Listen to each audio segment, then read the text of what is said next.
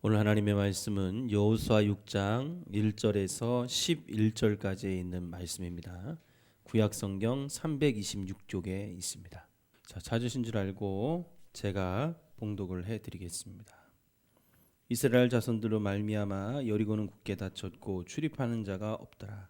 여호와께서 여호수아에게 이르시되 보라, 내가 여리고와 그 왕과 용사들을 내 손에 넘겨 주었으니 너희 모든 군사는 그 성을 둘러 성 주위를 매일 한 번씩 돌되 엿새 동안을 그리하라. 제사장 일곱 양각 나팔을 잡고 언약궤 앞에서 나아갈 것이요 일곱째 날에는 그 성을 7번 돌며 그 제사장들은 나팔을 불 것이며 제사장들이 양각 나팔을 길게 불어 그 나팔 소리가 너희에게 들릴 때에는 백성은 다 큰 소리로 외쳐 부를 것이라. 그리하면 그 성벽이 무너져 내리리니 백성은 각기 앞으로 올라갈지니라 하시매 눈의 아들 여호수아가 제사장들을 불러 그들에게 이르시되 너희는 언약궤를 메고 제사장 7은 양각 나팔 7을 잡고 여호와의 궤 앞에서 나아가라 하고 또 백성에게 이르되 나아가서 그 성을 돌되 무장한 자들이 여호와의 궤 앞에서 나아갈지니라 하니라. 여호수아가 백성에게 이르기를 마침에 제사장 7은 양각 나팔 7을 잡고 여호와 앞에서 나아가며 나팔을 불고 여호와의 궤는 그 뒤를 따르며 그 무장한 자들은 나팔 부는 제사장들 앞에서 행진하며 후군은 궤 뒤를 따르고 제사장들은 나팔을 불며 행진하더라. 여호수아가 백성에게 명령하여 이르되 너희는 외치지 말며 너희 음성을 들리게 하지 말며 너희 입에서 아무 말도 내지 말라. 그러하다가 내가 너희에게 명령하여 외치라 하는 날에 외칠지니라 하고 여호와의 궤가 그 성을 한 번 돌게 하고 그들이 진영으로 들어와서 진영에서 자니라. 아멘. 자, 오늘은 무너뜨려야 될 여리고라는 제목으로 우리 하나님 말씀 증거하겠습니다. 자, 오늘 제가 읽어드린 본문의 말씀의 내용은 여러분들이 익히 잘 알고 있는 내용입니다. 이스라엘 백성들이 여호수아를 지도자로 삼고서 이제 가나안에 들어가게 되죠. 그리고 첫 번째 성인 여리고 성을 점령하는 내용이 오늘 나오고 있어요. 여리고 성은 중요한 성입니다. 꼭 점령을 해야 되는 성입니다. 이유는 천연 요새였습니다. 그냥 맨 땅 위에 지은 성이 아니라 산에 이렇게 쭉 올라가면 그 산 고원지대 꼭대기에 지은 성이요. 그 성에 올라가려면 많은 장애물들을 뚫고 올라가야 되기 때문에 성을 정복하기라는 것은 매우 어려웠습니다. 또 이 여리고성은 군사와 교통의 요충지였어요. 가나안으로 들어가려면 그 핵심이 바로 이 여리고성이었습니다. 그래서 이 여리고성을 점령해야만 가나안 땅에 들어가는 길목이 열리고 가나안 땅을 점령할 수 있는 아주 전초 기지가 되어지는 거죠. 자, 그런데 이 여리고성에 있는 사람들은 이미 이스라엘 백성들의 소문을 들었어요. 애굽을 10가지의 재앙으로 무너뜨리고 애굽의 군대를 쫓아오는데 홍해 바다를 하나님이 갈라가지고 물에 다 수장시켜 버리시고 그 광야에서 있었던 모든 일들, 메추라기 떼를 몰아다가 고기를 먹이게 하시고 반석을 쳐서 물을 내게 하시고 많은 적들을 하나님의 능력으로 쳐부수고 깨트리고 이 가나안 땅에 들어온 이스라엘 백성들이라는 소문을 익히 듣고 알고 있어요. 그래 두려워 떨고 있었어요. 그렇게 요새와 같은 성을 갖고 있으면서도 그들은 문을 굳게 닫고 아무도 출입하는 자가 없을 정도로 경계가 삼엄했습니다. 이때 하나님께서 여호수아에게 자, 이 여리고성은 너희들이 점령해야 될 성이다. 내가 너희 손에 넘겨주었으니 점령하게 될 것이다. 그러면서 점령하는 방법을 알려주십니다. 방법은 이래요. 오늘 본문의 내용이 나오는 겁니다. 제사장들이 나팔을 잡고 언약궤를 메고 무장한 군사들과 6일 동안 하루에 한 바퀴씩 돌고 마지막 7째 날에는 7바퀴를 돈 다음에 나팔을 불면서 소리를 외치면 성벽이 무너져 내릴 것이다. 그때 들어가서 그 여리고성을 점령해라. 이게 하나님의 방법이었어요. 자, 이 방법을 들은 여호수아가 제사장들과 백성에게 전달을 하고 그것을 행하는 것이 오늘 우리가 읽은 본문의 내용입니다. 자, 이 내용은 너무나도 익히 잘 알고 있어서 오늘 제가 이 내용을 뭐 구체적으로 뭐 이 내용이 어떤 뜻이다 이런 말씀을 드리려는 게 아니라 오늘 여기서 우리가 깨달아야 될 아주 중요하게 봐야 될 게 뭐냐면 내가 무너뜨려야 될 여리고가 어디 있느냐는 거예요. 말씀에서처럼 여리고와 성과 같은 장벽은 우리가 할 수 없지만 하나님의 능력으로 무너뜨리고 뚫고 승리할 수 있다 한다면 얼마나 좋겠어요. 우리 눈에 보인다면 여러분 여리고 성이 이스라엘 백성들에게 눈에 보여진 것처럼 웅장하고 너무 크고 점령하기 힘든 불가능한 성이라 할지라도 눈에 보여졌기 때문에 하나님이 방법을 주셨으니 그걸 할 수 있었던 거예요. 근데 오늘 저와 여러분들의 여리고는 어디 있냔 말이에요. 그 여리고가 눈에 보입니까? 보이면 돌기라도 하죠. 보이면 가서 기도라도 하죠. 보이면 내가 가서 무너뜨릴 방법이라도 지혜를 짜내보거나 하나님 앞에 묻기라도 하죠. 저는 이런 생각이 들었어요. 눈에 보여지고 내가 느끼고 깨달아지는 장벽과 같은 문제가 나의 여리고일까? 내 삶에서 어렵고 힘든 상황과 환경만이 여리고일까? 고치지 못할 질병, 도저히 해결하지 못하는 그런 문제들만이 여리고일까? 혹시 다른 여리고가 있지는 않을까? 여리고를 물체로만 본다면, 사건과 상황과 환경으로만 본다면 여리고는 우리 앞에 있어요. 이미 방법도 다 나와 있단 말이에요. 그러나 여리고라는 것이 물체가 아니라 눈에 보이지 않는 것이라면, 당장 느낄 수 없고 깨달을 수 없고 알아챌 수 없는 것이라면 여리고는 밖에 있는 게 아니라 오늘 우리 안에 있다는 거예요. 프랑스의 유명한 작가가 있었어요. 빅토르 위고라는 사람이 레미제라블이라는 소설을 썼습니다. 레미제라블은 그 뜻이 불쌍한 사람들이라는 뜻이라 그래요. 이 레미제라블이 뮤지컬로 만들어져서 25년 동안이나 세계인들의 사랑을 받았는데 이 소설을 원작으로 2012년에 미국 헐리우드에서 이걸 영화로 만들어냈죠. 이 줄거리는 그래요. 빵 한 조각을 훔친 죄 때문에 19년이라는 징역살이를 한 장발장. 그 사람은 전과자라는 이유만으로 모든 사람에게 다 핍박을 당했어요. 그때 우연히 만난 그 미리엘 주교라는 신부를 통해서 그 신부의 사랑으로 이 장발장이 구원을 받죠. 그리고 새로운 삶을 살기로 결심을 하게 됩니다. 그리고 나서 이 장발장이 한 여자를 만나요. 팡틴이라는 여인을 만나는데 이 팡틴은 죽을 병에 걸렸어요. 죽음을 앞두고 있었어요. 그러면서 자기가 키운 딸을, 코제트라는 딸을 이 장발장에게 부탁을 하게 됩니다.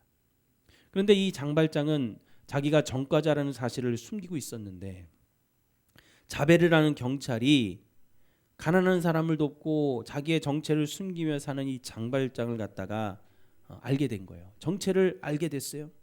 체포하고 감옥에 가두려고 하는데 가뒀는데 장발장이 탈옥을 하죠. 그리고 코제트라는 그 딸, 자기에게 맡겨진 딸과 마리우스, 그리고 이 자베르라는 경찰까지 구원하는 역할이 장발장의 역할이었어요. 나중에 이 자베르라는 경찰은 자살을 합니다. 양심의 갈등을 못 이기고 자살을 하죠. 자, 이런 내용들이 이 레미제라블에 나와 있어요. 근데 이 영화 속의 두 인물을 우리가 여러분들이 좀 봐야 돼요. 누구냐면 장발장하고 이 자베르라는 경찰이에요. 분명히 영화에는 이 두 사람이 나눠져 있습니다. 뮤지컬에서도 나눠져 있어요. 근데 이 소설을 쓴 빅토르 위고라는 작가는 원래 이 두 사람이 한 사람이었다는 거예요. 자, 고백합니다. 이 한 사람이 누구냐면 이 작가가 아는 사람이었어요. 아는 사람이 아주 경범죄로 억울하게 옥살이를 하게 됐는데 추록하고 나서 정권이 바뀌어요. 그리고 나서 조직이 개편되면서 그 경찰 조직에 신설된 경찰 비밀 경찰이라는 조직이 생깁니다. 거기에 이 사람이 들어가 가지고 책임자가 돼요. 그래서 범죄자들을 무자비하게 징벌하는 죄를 무는 그런 아주 무서운 존재로 변하게 되는 겁니다. 그러면서 이 작가가 그 한 사람, 자기가 알고 있는 그 한 사람에서 두 사람을 만들어낸 거예요. 소설을 쓰면서. 그래서 한 사람은 도둑으로 나중에 변화되는 사람, 장발장이라는 사람을 만들어내고, 또 한 사람은 자베르, 억울하게 옥살이 하다가 범죄자로, 이제 실제 인물이죠. 범죄자 가지고 나왔는데 경찰이 되면서 자기 과거를 감추고 정의를 지킨 어떤 수호자처럼 막 범죄한 사람들을 정죄하는 사람. 그게 이 자베르 경찰이었죠. 아까 자베르가 양심의 갈등을 못 이겨서 자살을 했다고 했는데, 여러분 장발장을 보면서 그런 거예요. 분명히 저 장발장도 도둑이었는데 변화돼서 새로운 삶을 사는데 왜 나는 그런 삶을 살지 못하는 것일까? 그런 갈등이었던 거죠. 자, 어쨌든 제가 오늘 말하려고 하는 것은 이 이야기 속에서 장발장이라는 도둑과 이 자베르라는 경찰, 이 두 인물이 오늘 저와 여러분들의 마음속에 들어있다는 거예요. 원래 예수 믿기 전에는 우리는 장발장과 같았어요. 근데 죄인임을 깨닫고 예수님의 사람으로 변화됐는데 어느 순간부터 자베르가 되는 거예요. 남을 정죄하고, 삶은 답답한데 교회에 와서 둘도 없는 천사처럼 묵고 있다가 현실로 돌아가면 결코 나는 행복하지 못한 사람이라고 변해버리는. 그래서 다른 사람을 탓하고, 아니면 어떤 때는 내 팔자를 탓하고 신앙을 갖고는 있지만 은혜가 메발라버린 그러한 모습. 어떻게 보니 자베르라는 경찰의 모습과도 같죠. 그러면 우리 안에 있는 여리고, 아까 말씀드렸죠. 여리고가 보여지지 않고 느껴지지 않는다면 그 여리고는 밖에 있는 게 아니라 우리 안에 있다고요. 내가 당장 눈에 볼 수 없고 느낄 수 없고 깨달을 수 없는 여리고가 무엇일까? 이 자베르가 바로 여리고입니다. 여리고는 어떻게 보면 외부에 있는 게 아니라 우리 마음에 있어요. 예배는 드리지만 기쁨과 평안을 맛보지 못하고 매일매일 반복되는 악순환, 어지러운 삶을 보면서 한탄과 낭망에 빠져있는 마음, 그게 바로 여리고죠. 교회 기대감을 가지고 나왔다가도 누군가에게 들려오는 말 때문에 복잡하고 상처받은 마음. 왜 사업이 풀리지 않을까? 왜 가정과 자녀들의 문제가 풀리지 않을까? 답답한 심정을 가진 마음. 기회는 왔는데 잡지 못하고, 아니 잡을 수 없는 안타까운 그런 마음. 이게 다 우리 마음속에 있는 여리고라는 거예요. 이 여리고를 무너뜨려야 됩니다. 그래서 하나님이 주시는 평안과 기쁨을 맛볼 수가 있어야 돼요. 반복되는 악순환의 고리를 끊지 않으면 여리고는 무너지지 않습니다. 여리고가 무너지지 않으면 자꾸 여러분의 삶은 악순환이 반복이 되어질 거예요. 외부에서 풍랑이 치고 파도가 쳐도 마음만큼은 하나님의 은혜가 있어야 되고, 여러 가지 고뇌로 내 마음속에 복잡해도 예수님에 대한 신뢰가 있어야 되고, 하나님의 능력의 손길이 지금도 나를 도울 수 있다는 그런 확신이 우리 마음에 가득해야 되지 않겠어요? 근데 여리고 때문에, 그 여리고가 무너지지 않아서 이런 마음들을 자꾸 밀어내는 겁니다. 마음이 지옥인데 어떻게 말씀이 들어와요? 마음의 여리고가 가득 차 있는데 어떻게 찬양과 기쁨과 능력을 맛볼 수가 있겠습니까? 사랑하는 성도 여러분, 내 마음에 있는 여리고를 무너뜨리십시오. 그러면 여러분의 눈에 보이는 여리고 또한 무너지는 역사를 경험하게 되는 겁니다. 자, 그러면 어떻게 우리의 마음에 있는 여리고를 무너뜨릴 수 있을까요? 먼저는 결과를 보고 결단해야 돼요. 따라합시다. 결과를 보고 결단해야 된다. 자, 우리 오늘 1절과 2절에 보면은 여리고 성의 문이 굳게 닫혔다고 그랬어요. 출입하는 자가 아예 없다고 그랬습니다. 여리고성 사람들은 이스라엘 백성들의 소문을 듣고 아예 틈을 주지 않았어요. 무너뜨릴 틈, 아니 들어올 틈을 주지 않았습니다. 근데 이해하기 힘든 것은 하나님은 여호수아에게 말씀하셨어요. 여리고하고 그 왕하고 용사들을 내 손에 넘겼다. 내 손에 붙였다. 여기서 넘겼다 붙였다라는 말은 완전히 이스라엘의 밥이 됐다는 거예요. 너희들이 승리할 거야. 너희들이 이길 거야. 이미 끝난 게임이야. 무서워하지 마. 저 성은 이미 점령당했어. 무조건 공격해. 겁먹지 말아라. 너희들이 무조건 이겨. 승리를 장담하고 결과를 알려주는 싸움이었어요. 처한 현실은 도저히 여리고를 공격할 수 없는데 하나님이 이미 결론을 내리셨어요. 결과를 내리셨단 말이에요. 우리 마음도 똑같지 않아요? 하나님의 말씀을 들을 때는, 은혜 받을 때는 자신감이 생겨요. 야, 하나님이 도와주시겠지. 근데 내 현실로 딱 돌아오면 좌절하죠. 왜? 내가 사는 현실하고 내 가정과 학교와 직장에서 사는 현실하고 하나님의 듣는 말씀하고는 어려운 말로 괴리감이라고 그러죠. 거리가 있어요. 분명히 말씀을 들을 때는, 은혜 받았을 때는 될 것 같은데 현실로 돌아오면은 안 되는 거예요. 정답을 아는데 문제를 못 푸는 겁니다. 말씀을 들어서 정답과 결과는 알겠는데 현실의 문제가 해결이 안 되는 거예요. 자꾸 내 마음에 있는 여리고가 무너지지 않고 높아만 지는 것입니다.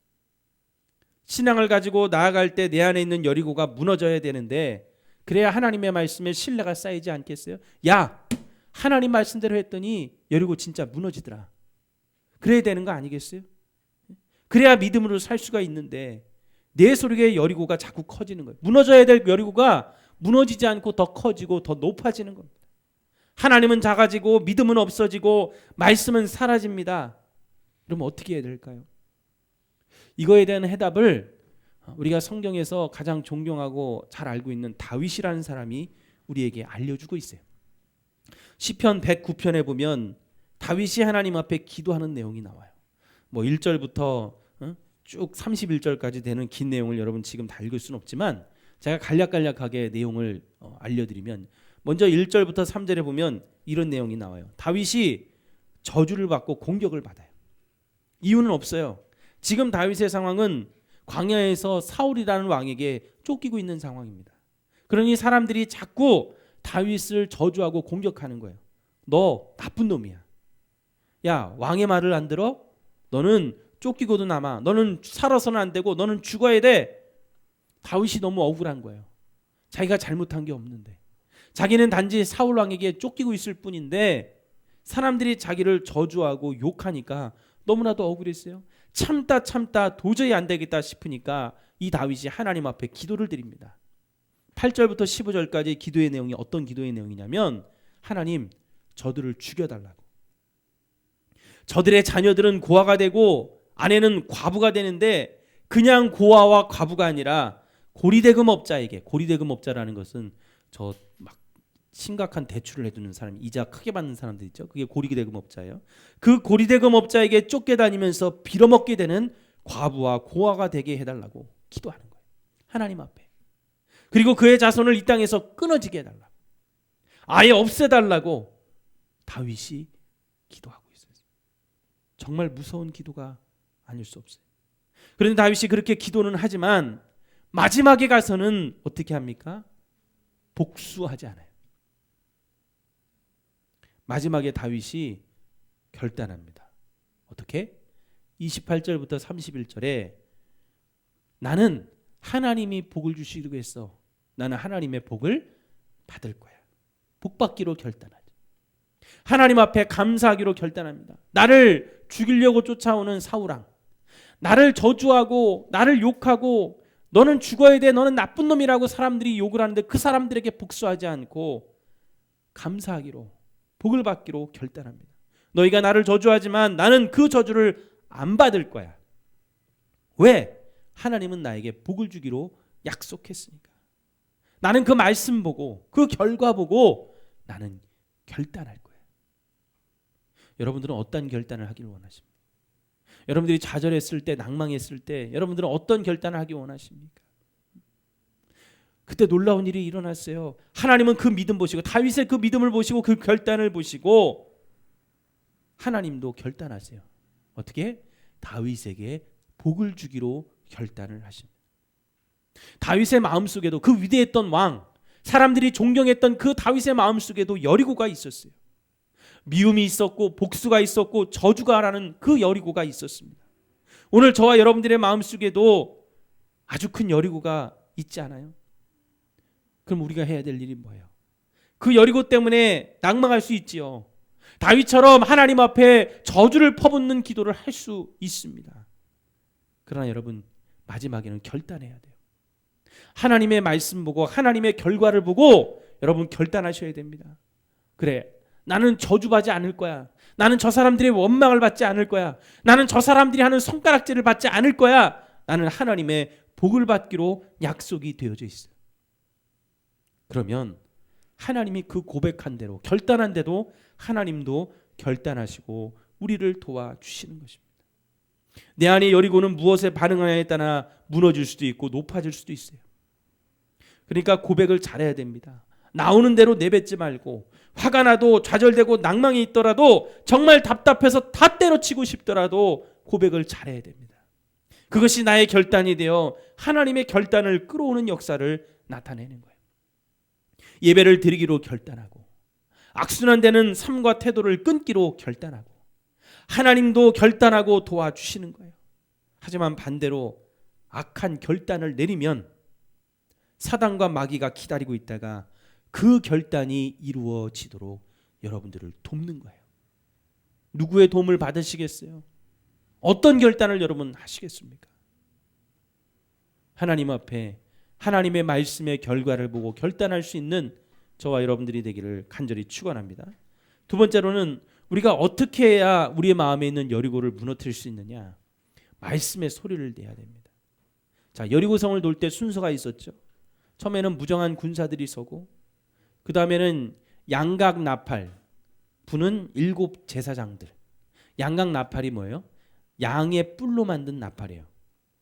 금속으로 만든 나팔이 아니고 양의 뿔을 깎아가지고 만든 나팔이에요. 그 나팔을 잡은 7명의 제사장들이 서고 언약궤를 맨 사람들이 서고 마지막으로 무장한 군사들이 서서 행군을 합니다. 이 행군은 여리고성을 도는 거예요. 근데 중요한 것은 사람의 소리를 내지 말아야 됩니다. 내야 될 소리는 단 하나, 양각 나팔 소리만 내라는 겁니다. 양각 나팔은 소리가 멋있지 않아요. 뿔을 깎아서 만들었기 때문에 이쁘지 않습니다. 그리고 그것은 언약궤 앞에서 불게 했어요. 자, 이게 무슨 뜻이냐? 오늘날로 말하면 하나님의 말씀을 선포하라는 건데, 말씀은 우리에게 좋은 소리만 내지 않고 쓴소리도 냅니다.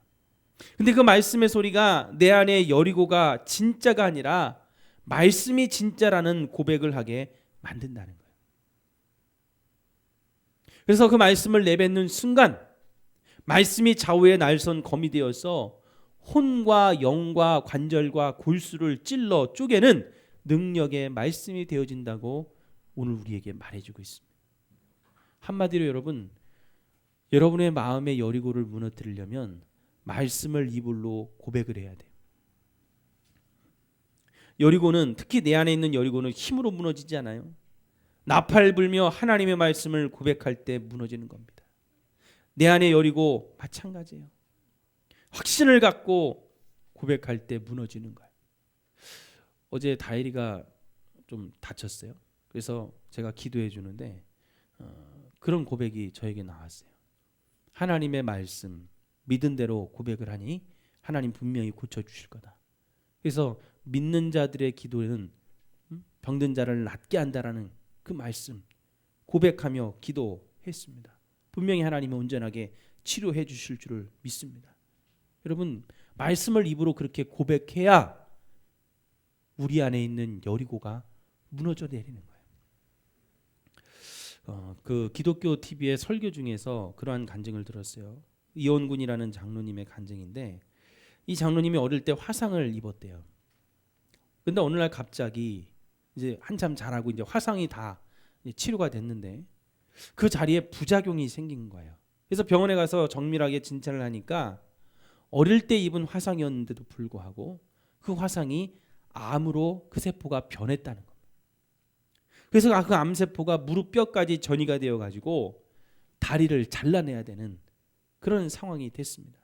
그러니까 몸속에 나쁜 세균이 있어서 그 수술을 해서 잘라내야 되는데 그 세균 때문에 수술을 하면은 온몸이 다 썩어 들어가는 거예요. 그러니까 수술을 해서 다리를 잘라내면 괜찮은데 수술을 하면 오히려 온몸이 썩어서 죽는 겁니다. 수술을 할 수가 없어요. 이러지도 저러지도 못합니다. 모든 사람들, 교회 교인들이 다 이렇게 생각하는 거예요. 얼마 있다가 초상 치르게 됐구나. 기도해야 되는데 초상 치르게 됐다고 걱정을 하는 겁니다. 어떻게 암이 온 다리에 뼛속까지 퍼져가지고 수술도 못하고 이건 못 산다, 안 된다. 모든 사람의 이성과 의사들의 판단은 안 된다 했어요. 하지만 이 장로님이 성경의 말씀에 보니까 이렇게 기록이 되어 있는 거예요. 저가 채찍에 맞음으로 너희가 나음을 입었느니라. 믿는 자들에게는 이런 표적이 따르리니 병든 자에게 손을 얹은 즉 나으리라.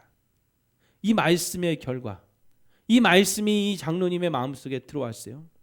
그래서 믿음으로 잡고 고백을 하기 시작했어요. 이 말씀을 고백하면서 뭐라고 고백하냐면 암은 거짓말이다. 마귀의 헛된 수작이다. 이건 불법 주차다. 그러면서 2000년 전에 나는 고침을 받았다. 그는 모든 감각과 모든 이성을 믿음하고 싸우기로 결단하면서 하나님의 말씀을 입으로 고백하고 시인했어요. 며칠 후 병원에 가서 검사를 받는데 놀라운 일이 생겼어요. 의사 선생님이 그래요. 희한한 일이네요. 세균이 다 사라졌어요. 그러면 이제 뭘 할 수 있어요? 수술할 수 있는 거예요. 근데 보니까 몸의 세균만 사라진 게 아니라 다리에 있는 세균, 그 암세포도 변화가 되기 시작했어요. 그래가지고 이 암덩어리가 이제 다리를 잘라야 되는 수술이 아니라 그 화상 자국에 있는 암덩어리만 제거를 하면 된다는 거예요. 그래가지고 다리를 자르지 않고 암덩어리를 제거했는데 그 장로님이 깨끗하게 나았어요. 3년 후에 병원에 가서 다시 조사했는데 암이 흔적도 없이 사라졌다는 겁니다. 하나님이 고쳐주셨습니다.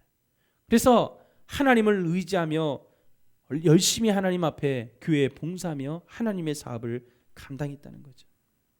여러분, 그 사람이 만일 육신을 의지하고 신뢰하는 사람이었다면 포기했을 거예요. 절망했을 거예요.